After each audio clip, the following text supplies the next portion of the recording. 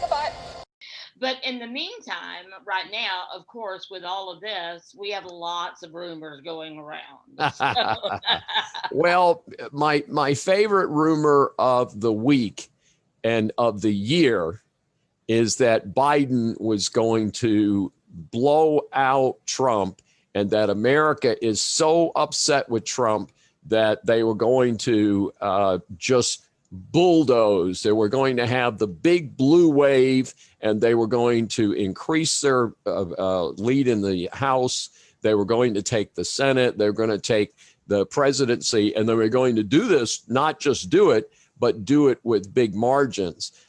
As we just talked about, Florida and Texas both stayed in the red camp. And what's interesting is the current numbers that I'm seeing. Again, you focus on just the facts.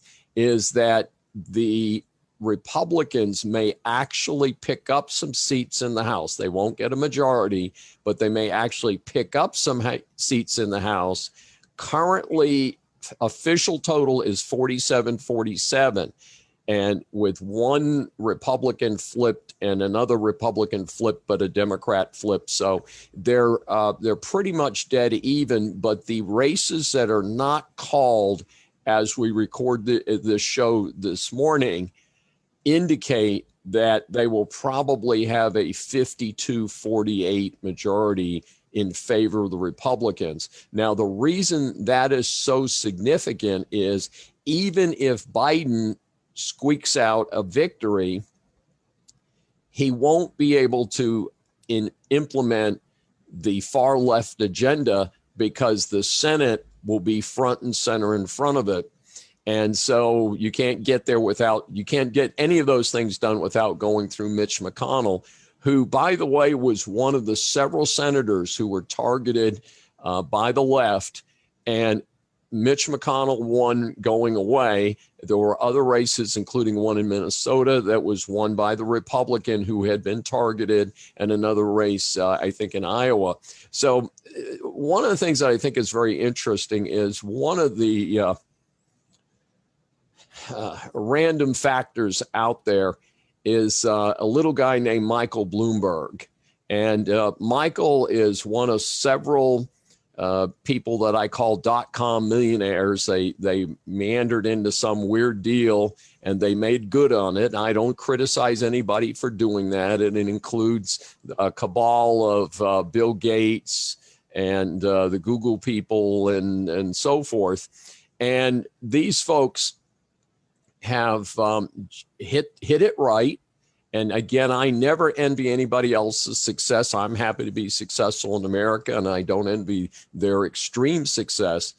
But unfortunately, they've failed to realize the reason that they have been so successful is because of the capitalist system in America and our freedom of speech and our freedom of religion, our freedom of beliefs. And I think that's very unfortunate. In particular, Michael Bloomberg, who briefly, who by the way is a former Republican, a lot of people overlook that, but Michael Bloomberg has briefly tried to be a presidential candidate, and he had no mandate to do that, and was in the race for a very brief period of time. In fact, he came in late and he left very quickly, but it added a little bit of entertainment because I actually heard people saying that he would bump off Biden. And of course, he didn't do that. But in any event, Bloomberg by himself committed $100 million to flipping Florida and Texas. And this is what $100 million did for you. Florida went more Republican and Texas stayed Republican. And those two states represent very large numbers of electoral votes. So the good news, if there's some good news in this in this crazy year of 2020, is that $250 million didn't get you a whole lot. There were a couple House seats that appear to have been flipped or at least stayed Democrat with a lot of help. But overall, it is becoming more and more clear that just spending a lot of money doesn't get you elected. And I think that's a good message in America. So I'm going to wrap up with that and just say, hey, it's 2020. What else did we expect? Great thought. Great thought. So next week we'll have even more to report on this election. Hopefully. And hopefully we can announce who our next president is. So that would be great. David, thank you very much. Let me tell people again about your book, The Decline of America. It's a book that's bipartisan, and it takes the very same evaluation points and applies them to all the presidents from Woodrow Wilson to Barack Obama.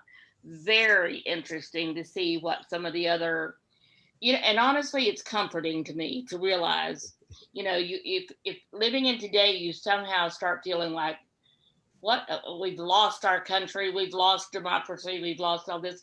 But they had some other pretty serious events that took place through the years, and seeing how they handled them, how the president did, and seeing the grade he got, which normally was not that great, is very interesting reading, and it definitely helps you feel more secure about what's going on in our country today. So stay tuned for more information on how to get your copy. It is available on Amazon.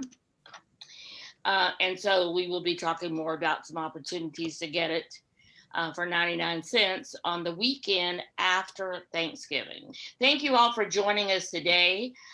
Feel free to share the podcast with other people. If you're watching it right now with Facebook Live, then thank you for joining us, and please feel free to put comments.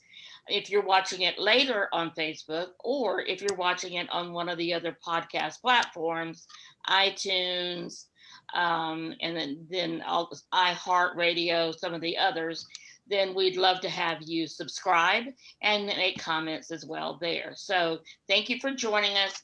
And David, thank you again for your insight into this crazy world that we're living in today. And thank you, Sandy. We'll talk to you next week. You bet. See you soon.